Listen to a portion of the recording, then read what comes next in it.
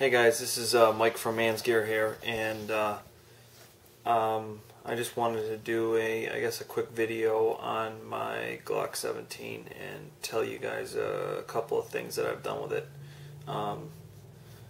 This is a Gen 3 Glock 17. Some of the Gen 3s have straight slide serrations, some of them have the scalloped ones. I don't know, I kind of like the scalloped ones. That's actually kind of why I bought it. But actually, you know what? I bought it because during the last election, and there was a big ammo shortage, or ammo was getting into the point where there was a shortage, and I bought 9mm ammo, even though I didn't have a 9mm. And then I got to the point where I had couple thousand rounds, and then I just said, well, it's an excuse to buy a gun. So then I bought this gun, and I didn't like it. In fact, I hated it. I just had it because I had it, and then I started modifying it, and the more it became like a project, the more I began to enjoy the gun. So I'll start by showing you a couple things. So obviously, one, I painted it. Initially I just painted the slide, and then I started doing more stuff with Duracoat, and then this last time that I painted stuff, I painted the frame as well. So take the mag out for all you safety freaks. So anyways, the gun's clear. So it's been Duracoated. Not a perfect job.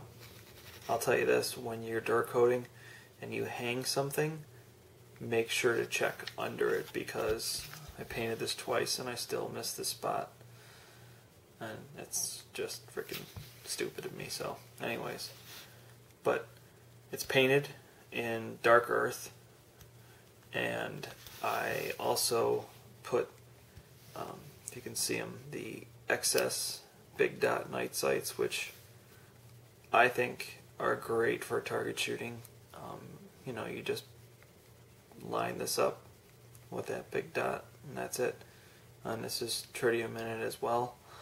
I also found a guy online who does slide back plates, and I had him custom do this for me.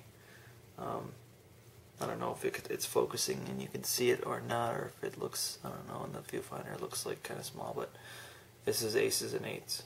That's what I wanted, and he did it for me, and the detail's amazing considering how small it is. So I also put a Lone Wolf extended mag release on it. And then everything else is inside. So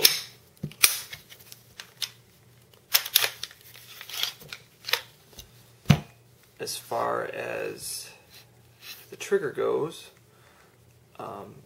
I replaced the connector with a 3.5 pound Lone Wolf connector, and I replaced this part of the trigger where the extractor is, and there is a new trigger reset module in there, and it has a small area once you punch the pin and take it out, where you can put an Allen wrench in there and you can adjust the trigger reset, which is awesome, because when you are shooting and you go to do double taps or whatever, it really shortens the reset. It's kind of like the but not as prominent as what the Apex kit for the Smith & Wesson M&P series does.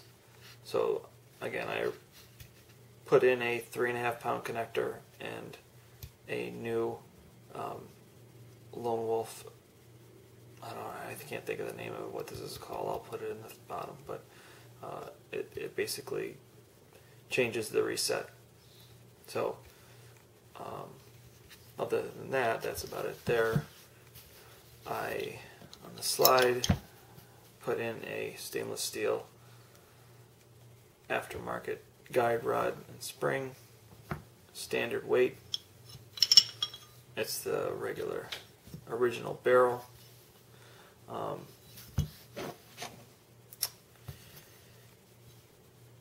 This is all pretty much stock, except the one thing that I can show you here is the safety plunger. This is titanium. This is an aftermarket one. It comes from a company called Lightning Strike Products. I think it was $22. I replaced it because probably 3 or 4 days ago, when I went to shoot my gun after I had put it back together from paint, I put the plunger, safety plunger in, and the spring kind of snuck out from underneath when I put it in, and it made this, instead of it going in and out, it made it stiff. And what happens when this is not springy, like you can see here, the gun will fire in 2-shot bursts. So you pull the trigger, it will fire, will go back, and this part of the trigger that is reset there on the plunger sets it right back into battery, and it fires, and it'll fire 2 shots, bang bang, right in a row.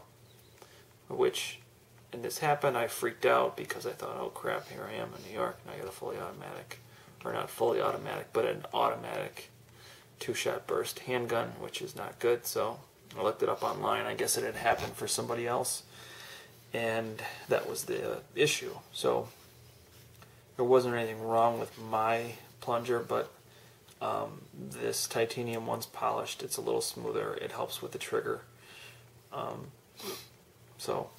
Oh, and another thing, to go back, I guess, back to the trigger, with the 3.5-pound connector and the Lone Wolf trigger reset assembly, and I think that's what it's called, along with also polishing the metal contact parts, where the metal parts that articulate with the trigger, I polished those down as well. The trigger on this is about 4 pounds. The only thing I'll say that with triggers is that this trigger's great at 4 pounds, but a lot of the kits they ask you to put in a new striker spring, and I stayed with the original striker spring because I wanted a spring that was still heavy, and I wanted the gun to be reliable. I didn't want light primer strikes, and just to sacrifice another pound or 1.5 pounds with trigger pull. So anyways, that's pretty much it. That's what I've done with this Glock. It's pretty self-explanatory, everything that I've done.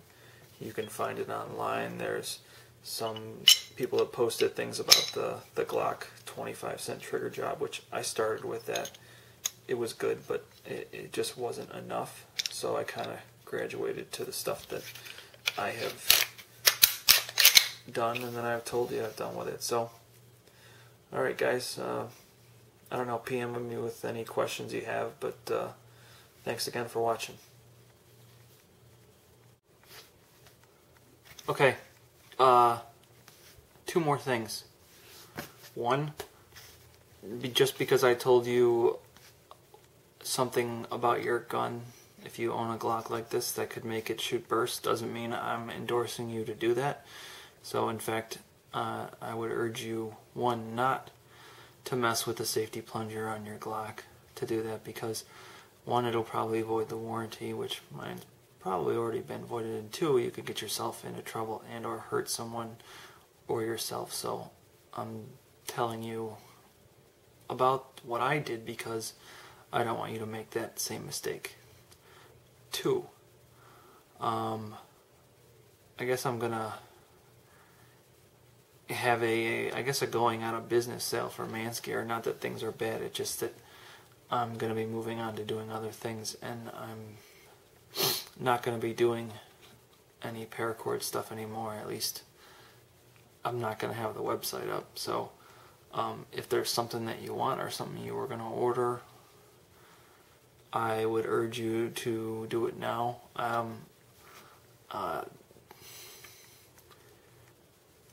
I'll do this. Instead of having a sale, if you want to order something, meaning if you want to order more than one item, and you email me before, you can negotiate the price with me. If you're ordering more than one item, if you're ordering one item, then the price is what it is. But if you want to order multiple items, then email me, and as a going out of business sale, whatever thing, I will work out an even lower price than normal. So I'm just, I may not have all of the cord in stock. In fact, I don't have neon green, I can tell you that right now. But yeah, I'm looking to get rid of as much of my inventory as possible. So again, you want to order, let me know. We'll work out a price if you're ordering multiple items, not one item. So, alright, thanks again for watching. Take care, guys.